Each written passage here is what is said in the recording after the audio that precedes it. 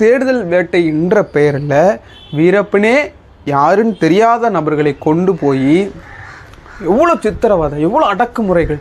அதாவது இது வந்து அந்த காலத்தில், அதாவது குறிப்பாக எப்போ சொல்கிறேன் அப்படின்னா, அம்பேத்கர் அவர்கள் இருந்த காலகட்டங்கள் அடக்குமுறைன்னு சொல்லுவாங்க இல்லையா. ஏன்னா மேல் சாதிக்காரன் கீழ் சாதிக்காரன் அந்த மாதிரி ஒரு ட்ரீட்மெண்ட் பண்ணுவாங்க. அது ரொம்ப கொடூரமாக இருக்கும். ஆனால் இங்கே வீரப்பன் யாருன்னே தெரியாது.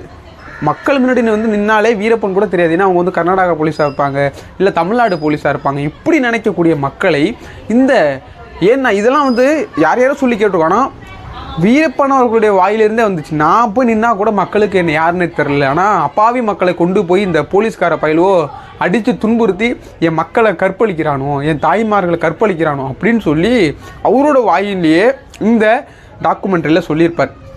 நான் எதுக்காக 4வது எபிசோடு பேசணும் அப்படின்னு நினச்சேன். யார் பேசுனாங்களான்னு தெரில. ஆனால் 4வது எபிசோடு வந்து முழுக்க ஒரு